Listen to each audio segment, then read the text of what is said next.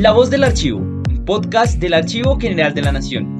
En este espacio conocerás más sobre la labor de nuestra entidad, sus servicios y la importancia de los archivos en la preservación de la memoria del país. Bienvenidos.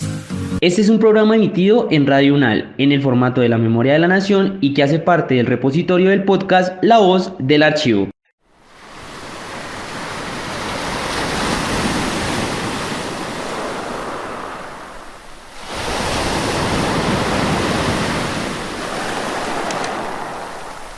Bienvenidas y bienvenidos a La Memoria de la Nación, un espacio lleno de historia, archivos y memoria. Gracias por acompañarnos cada semana en un nuevo programa.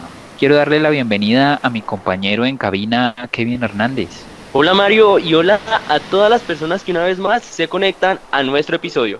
Bueno, Kevin, bienvenido. Y el día de hoy vamos a hablar y explorar una de las expresiones artísticas más ricas y profundas de nuestro país, la poesía afrocolombiana. A lo largo de la historia, la poesía ha funcionado para contar historias, preservar memorias y resistir a las adversidades. En el caso de la poesía afrocolombiana, nos encontramos con un abecedario cultural que va más allá de las palabras. Es un reflejo de la vida, la lucha y la resistencia de las comunidades afrodescendientes en Colombia. En esta ocasión nos acompaña Marcelo Cabarcas Ortega, especialista en estudios afro-latinoamericanos, estudios del Caribe y estudios culturales, maestro en lenguas y literaturas hispánicas, maestro en literatura caribeña y latinoamericana y profesional en lingüística y literatura. Marcelo también fue autor del artículo Oralidad, Cosmopolitismo y Transformaciones Simbólicas, la poesía afrocolombiana como abecedario cultural, el cual fue publicado en la más reciente edición de la revista Memoria del Archivo General de la Nación. Entonces quiero darle la bienvenida a Marcelo. Muy buenas tardes, ¿cómo está? Muy buenas tardes, Mario. Muy buenas tardes, Kevin. Muy buenas tardes a todas las personas que nos están escuchando en este momento. Quisiera primero que todo agradecerles por esta oportunidad, gran oportunidad de conversar sobre temas que en realidad son muy importantes y de los cuales todavía hay mucho que decir y lamentablemente seguimos teniendo una falta de espacios para poder dialogar sobre ellos. Bueno, Marcelo, muchas gracias por aceptar nuestra invitación a participar en este programa. Y para iniciar, a mí me gustaría que nos contara qué simboliza la canoa en la poesía afrocolombiana y cómo se relaciona con la idea de un abecedario cultural. Yo parto de un símbolo de la canoa que está consignado en un poema del Elías Martán Góngora, en el cual él habla de la canoa como un abecedario del paisaje. Básicamente la canoa en mi texto y la manera en que yo lo interpreto es un símbolo del desplazamiento, es un símbolo de la memoria y sobre todo es un símbolo de la transmisión de saberes que se da dentro de esta tradición poética afrocolombiana. Sin duda, la canoa es un medio de transporte, pero también es un espacio de conocimiento y de profunda conexión con el paisaje del río, de la costa. En la obra de Elías Martán Góngora y otros poetas, la canoa es un abecedario de la lejanía, en efecto, porque sugiere, porque simboliza que al igual que las letras, las palabras dentro de un abecedario, dentro de un diccionario, organizan el lenguaje, la canoa organiza nuestra experiencia, la experiencia afrodescendiente a través del tiempo y del espacio. Es un vehículo simbólico, uno podría decir que es un vehículo simbólico que encarna la oralidad y también la continuidad de la historia y la memoria cultural afrocolombiana. Y también me gustaría que nos contara sobre cómo ha evolucionado la poesía afrocolombiana desde Candelario Obeso hasta los poetas contemporáneos. Bueno, hay que poner a Candelario Obeso en su contexto. Es muy difícil para un poeta negro en una Colombia como la Colombia del siglo XIX, crear una poética como la que creó Obeso en su momento. Yo creo que Candelario Obeso es el símbolo perfecto de cómo la poesía afrocolombiana ha transitado desde una representación estrictamente oral y pasajes ribereños, una poesía de la ribera, de las riberas del Magdalena, hasta una serie de poéticas que podrían denominarse como poéticas mucho más políticas, más reivindicativas de la cultura, la identidad y la memoria, y sobre todo de poéticas que están en conexión con temáticas diaspóricas que son transnacionales. En el siglo XX, poetas como Jorge Artel, poetas como el mismo Elías Martán Góngora, amplían esta visión ribereña y oral de la poesía de Obeso incorporando otro tipo de poéticas, ritmos poéticos, símbolos poéticos que vienen de las tradiciones de pensamiento diaspórico que predominaron durante mediados del siglo XX. Lo que tenemos ahora en términos de poesía afrocolombiana son imaginarios que de alguna manera reescriben estos abecedarios culturales que comienzan con Obeso. Tenemos figuras como Pedro Blas Julio Romero, Alfredo Banín, un poeta tan complejo y tan rico como Rómulo Bustos Aguirre, que nos han dado un tipo de arte que mezcla símbolos tradicionales, poéticas tradicionales, con imaginarios que vienen allende el océano y que nos hablan de una mezcla de culturas, de imaginarios, de símbolos, de diálogos con diferentes modernidades, versiones de la modernidad, y también de una serie de poéticas que intentan posicionar la experiencia afrocolombiana en la totalidad de la diáspora africana, en el Atlántico, en el mundo tal vez.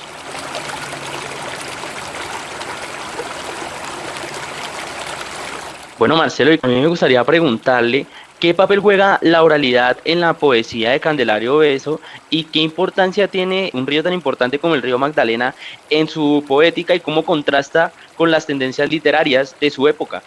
Bueno, te comento algo. La oralidad en el caso de Obeso es clave.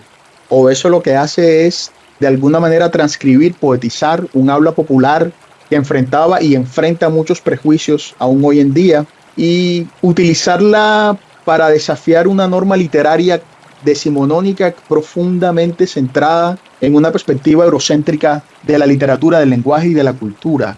Obeso utiliza su habla de boga, su habla poetizada de boga, como una forma de darle a la poesía colombiana un registro que vaya más allá del español culto, de ese español pulido y lirizado, poetizado de las élites. Es una poesía que trabaja con el río Magdalena, es un espacio de identidad y resistencia. El boga en la poesía de Obeso sin duda simboliza, más que el registro popular, simboliza el trabajo, el deseo de libertad, las formas que toman la memoria colectiva afrocolombiana. Le da una perspectiva caribe a una Colombia decimonónica que estaba de espalda totalmente a sus costas. De alguna manera, Obeso es el primero de una serie de poetas que nos recuerdan que la oralidad es quizá el vehículo principal de la experiencia afrocolombiana. Principal, no único, por supuesto. Bueno, ya hablamos un poco sobre Candelario Obeso y ahora me gustaría que habláramos un poco sobre la obra de Jorge Artel. ¿Cómo se refleja la identidad afrodescendiente en la obra, pues precisamente de Jorge, y qué influencias externas se observan en su poesía? Bueno, Jorge Artel es un poeta que yo denomino a dos bandas. Tiene una mirada interior en la cual recoge una experiencia y una forma de poesía que responde a una tradición propia del Caribe colombiano con su gran impacto de presencia afrocolombiana. Pero al mismo tiempo, Artel es un poeta volcado al mundo, un poeta que está en contacto con las sensibilidades, los estilos, los desarrollos de los poetas más representativos del siglo XX en términos de experiencia afrodiaspórica. Una poesía marcada por un diálogo constante con las figuras del Harlem Renaissance como Langston Hughes, negrismo antillano, Luis Palés Matos, pero al mismo tiempo es un poeta que incorpora mucha de la musicalidad diaspórica contemporánea. O sea, no solamente es una música del tambor, la gaita, por así decirlo, de la música tradicional del Caribe colombiano, sino que incorpora ritmos como el jazz. Y mediante esa incorporación de lo cosmopolita que se fusiona con lo local, el poeta logra construir una poética de alto octanaje, de mucha belleza, que también tiene la peculiaridad de reivindicar, de recoger, de expresar una historia de luchas, de tradiciones, de ilusiones, de esperanzas. Bueno, ya nos mencionaste a Jorge Artel. Ahora yo quiero hablar de Elías Martán Góngora. ¿Cómo utiliza él la imagen de la canoa para expresar la identidad y las experiencias de su comunidad? Y también, pues, ¿qué otros elementos de la cultura popular afrodescendiente este personaje destaca? El bongo, la canoa, la piragua, en la tradición colombiana es un símbolo muy arraigado, es un instrumento fundamental dentro de los modos de vida y los ritmos de los pueblos ribereños. Indudablemente su importancia de alguna manera termina proyectándose sobre la poesía afrocolombiana. En el caso de Martán Góngora, como en el caso de Artel y otros que han trabajado con ese símbolo, pienso yo que la canoa es principalmente un símbolo de tránsito, un símbolo de movimiento, de flujo, un símbolo de creación cultural, también de aprendizaje. Expresa también un sentido de arraigo, de pertenencia, de tradición, de memoria. Y bueno, en tanto símbolo de memoria cultural, sin duda está imbuido de sentidos y de niveles de significado que son musicales, rituales y también símbolos que están en profunda conexión con la experiencia de los litorales, del litoral Caribe y el litoral Pacífico. Entonces la canoa es básicamente, así como una palabra o un término organiza la experiencia total del lenguaje que es el diccionario, la canoa en este caso es el símbolo matriz que organiza toda una experiencia afrocolombiana que de alguna manera construye un abecedario, un diccionario poético de habla popular, de ritmos como el currulao, de sincretismo religioso. Creo que ya lo dije, pero lo digo de nuevo, de sentido de pertenencia, identidad, y una palabra de la cual no me canso, que repito, que digo constantemente, que es memoria. Correcto, Marcelo. Bueno, muy interesante todo lo que nos está contando en ese programa del día de hoy sobre este abecedario cultural. Y bueno, me gustaría que habláramos ahora sobre Hugo Salazar Valdés. ¿Cómo aborda Salazar Valdés la identidad afrodescendiente en su obra y qué influencias literarias se observan en su poesía? Y bueno, también que hablemos un poco sobre lo que simboliza el mar en su poesía.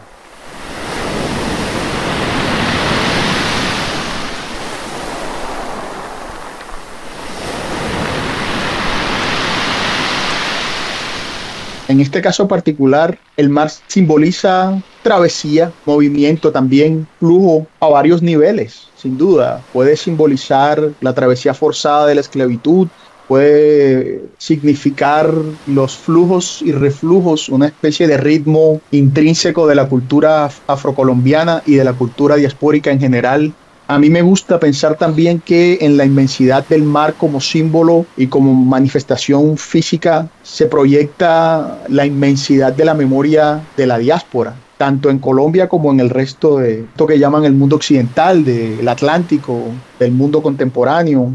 El mar básicamente es una simbología que ha funcionado siempre para poder retratar identidades, en este caso una identidad afrodescendiente, y ponerla desde una perspectiva histórica y un poco mítica. El mar como el espacio líquido de los orígenes, el mar como un espacio de flexibilidad, de movimiento, el mar como el espacio donde estamos inmersos y donde nos construimos como sujetos y como colectivos. Bueno, precisamente quería preguntarte, en este caso, ¿cómo combina Pedro Blas y Julio Romero los elementos tradicionales de la afrocolombianidad con los imaginarios transnacionales de las culturas de masas? Y también, pues, cómo se relaciona con la lucha de derechos civiles. El caso de Pedro Blas Julio Romero, cartagenero, es un caso interesante dentro del panorama de la cultura y de la poesía colombiana. Si bien es cierto que la poesía de Pedro Blas Julio Romero recupera, reivindica, recoge esa larga tradición lírica en Colombia de poesía afro mezclada con habla popular, con oralidad ancestral, con referencias a la cultura, los hábitos y los ritmos tradicionales. No se puede negar que hay un deseo del mundo en la poesía de Pedro Blas Julio Romero, en el sentido de que es una poética que se conecta con una resistencia negra pensada en términos globales, una lucha global por los derechos civiles, una lucha global por el reconocimiento, una lucha global por el amor propio. No en vano entonces tenemos que la poesía de Pedro Blas Julio se conecta y menciona constantemente a figuras como Martin Luther King, Malcolm X, que de alguna manera se construyen en íconos de lo que uno podría denominar como una lucha negra transnacional por la dignidad, el reconocimiento y por el derecho a la realización. Y bueno, ahora me gustaría que habláramos un poco sobre este término del cosmopolitismo. En ese momento, ¿cómo se manifestó ese cosmopolitismo en la poesía afrocolombiana? De hecho, la poesía afrocolombiana desde sus inicios con Obeso se ha caracterizado por una vocación de experimentación y de incorporación de elementos provenientes de otras orillas, tanto culturales como lingüísticas, como sociales. De hecho, la poesía de Obeso es una poesía que de alguna manera recoge las influencias románticas y mucha de la concepción que durante el romanticismo se desarrolló sobre la cultura popular, la cultura vernácula. No podemos pensar en Obeso, siendo él el iniciador de la tradición, como un poeta de lo provinciano, del entorno directo, inmediato, ¿cierto? De su experiencia, aunque la recoge, sí, pero es más bien una poética que oscila entre lo propio, lo local y lo cosmopolita, lo global. El cosmopolitismo se sigue proyectando en la poesía afrocolombiana, en la incorporación de referencias globales, de símbolos, íconos, movimientos, tendencias, en la hibridez de los géneros, la combinación y el uso que se hace de otros tipos de modalidades artísticas, el uso del lenguaje, que es un lenguaje y un imaginario que trasciende las fronteras de lo nacional, la incorporación de elementos propios de la cultura de masas, la presencia del hip hop, del jazz y de otras corrientes, mención hecha inclusive de cosas como el surrealismo. Entonces sí debemos pensar en estos autores y en esta tradición como una tradición lírica de la apertura, del recibimiento de lo foráneo para ponerlo a trabajar en función de la expresión de un modo de ser propio. Correcto, Marcelo, ¿no? Y yo quería en este caso preguntarle qué influencias del Harlem Renaissance y la poesía afroantillana se observan en la obra de Jorge Artel. Bueno, Artel es un poeta que uno vincula mucho con un poeta como Langston Hughes, el gran poeta del Harlem Renaissance, que fue ese movimiento que surgió durante la primera mitad del siglo XX en Nueva York y que marcó una época.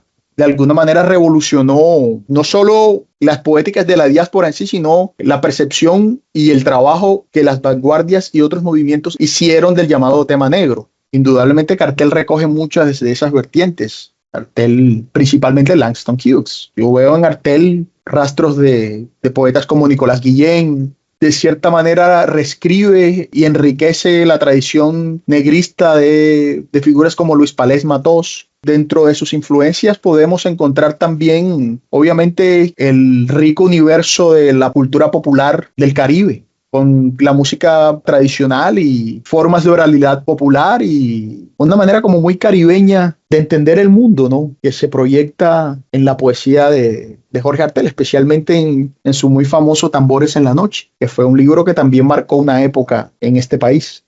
Muy interesante lo que nos contó sobre el renacimiento de Harlem y la poesía afroantillana, estas influencias que tuvo en la obra de Jorge Artel. Y bueno, ahora me gustaría que habláramos un poco de Alfredo Banín.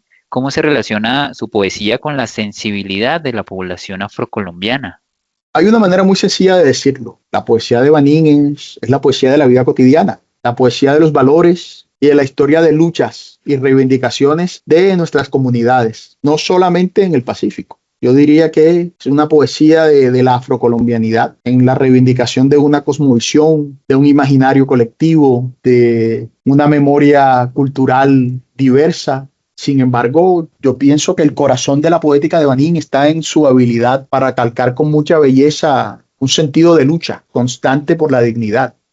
Bueno, yo quería preguntar también, ya hemos visto como en qué se relaciona la poesía con muchas cosas, como el río Magdalena, ¿qué simboliza el patio en la poesía de Rómulo Bustos Aguirre y cómo se conecta esto con la infancia y con la memoria?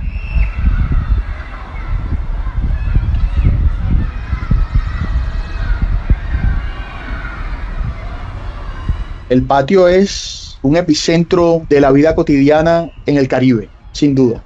Ha sido un tema trabajado por una diversidad de autores, así que de cierta manera constituye alguna suerte de motivo de la poesía, principalmente del Caribe colombiano. En el caso de Rómulo Bustos, el patio adquiere una dimensión muy particular, muy especial. Se conecta, sí, en efecto, con temas que se han trabajado, ¿cierto? El patio en relación con la infancia y la memoria, patio como el espacio de ensoñación, como el ombligo cultural del poeta, que le brinda o le permite expresar un sentido de arraigo, el patio como la infancia, el patio como el corazón palpitante, por decirlo de alguna manera, de la casa de la familia, ¿cierto? Del entorno familiar, el patio como espacio del recuerdo. Pero también hay una cosa en la poesía de Rómulo Bustos y es que, por lo menos en el primer tramo de su poesía, el patio se convierte en una suerte de ombligo del mundo a partir del cual la voz poética en poemarios como el Traspatio del Cielo construyen una enunciación que combina la experiencia afrocolombiana la experiencia del campesino del Caribe, la experiencia rural del Caribe colombiano, con un lenguaje religioso, una simbología que conecta lo cotidiano con un sentido de trascendencia. Eso hace de la poesía de Rómulo Bustos una poesía con unos colores, unas tonalidades muy particulares dentro de la vasta tradición lírica afrocolombiana. Yo también quisiera preguntarle, y ya para ir cerrando, ¿cómo se refleja la hibridez cultural en la obra de precisamente de Rómulo Bustos Aguirre y qué tensiones sociales se observan en su poesía? Bueno, hay una tensión que es clave en la construcción de la poesía afrocolombiana en general, que es la tensión constante entre lo popular y lo culto, entre lo afrocolombiano como una forma de expresión particular, como una sensibilidad particular y la aspiración necesaria del artista a la universalidad. Obviamente cualquier Rómulo Bustos, como cualquier poeta, presenta una tensión entre tradición y modernidad, un deseo de innovación, la voluntad de construir una poética propia, que uno podría llamar o denominar una voluntad de estilo, y por supuesto una tensión entre la experiencia rural de la infancia y una voz poética fuertemente anclada en tradiciones cultas, en un lenguaje culterano, por decirlo de alguna manera. Hemos tenido una conversación muy interesante sobre toda esta simbología en la poesía, sobre también la hibridez cultural, también hemos hablado sobre cosmopolitismo y bueno, ya para cerrar nuestro programa del día de hoy, me gustaría que nos contara pues qué importancia tiene la tradición oral en la poesía afrocolombiana y cómo se relaciona con las luchas sociales y raciales de la diáspora africana en América. Principalmente la tradición oral es la base de la poesía afrocolombiana, principalmente porque a través de la oralidad es que se conserva y se expresa de manera más directa la memoria colectiva. Pero también en la oralidad afrocolombiana hay un sentido de ritmo, de musicalidad, que es una forma de reivindicación y de construcción de un sentido de amor propio. La oralidad como forma de memoria también está en el corazón de la resistencia contra el racismo sistémico, las violencias que se han ejercido contra la población afrocolombiana a lo largo de nuestra larga historia de conflictos. En ella se condensan nuestras historias y dentro de esas historias nuestros anhelos, deseos, miedos, esperanzas. Es la forma principal en que los colectivos se articulan, construyen las estrategias mediante las cuales se puede de alguna manera avanzar en términos de agenda social. Pero también hay que recordar que no se puede pensar en la cultura afrocolombiana hoy, en pleno año 2025, como una cultura estrictamente oral. De hecho, yo pienso que la memoria cultural y la cultura afrocolombiana en general, en este momento es una manifestación multimodal, que recoge ciertamente lo tradicional, lo oral, pero que se combina con nuevas formas de tecnología, nuevos formatos. Entonces, a la hora de reivindicar la oralidad como el núcleo de la experiencia afrocolombiana, también hay que recordar que el modo de ser afrocolombiano siempre ha sido un modo de ser abierto a nuevas influencias, que se adapta a las nuevas realidades. Esta memoria oral se ha mezclado, ha logrado encontrar un canal en nuevos formatos, digitales, impresos.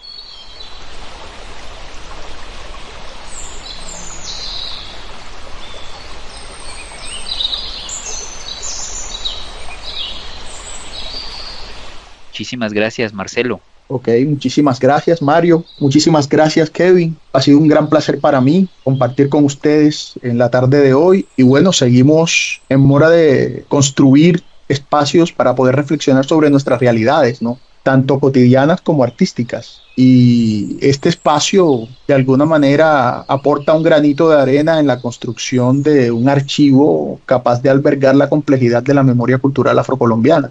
Correcto, Marcelo, así es. Y bueno, lo que estamos haciendo aquí en el Archivo General de la Nación, propiciando estos distintos espacios para conversar, bueno, de diferentes temáticas en el día de hoy, pues fue sobre la poesía afrocolombiana y bueno, toda esta simbología, este cosmopolitismo del que hablamos en este episodio. De esta manera llegamos al final de la memoria de la Nación, un programa realizado por el Archivo General de la Nación y transmitido a través de Radio UNAL.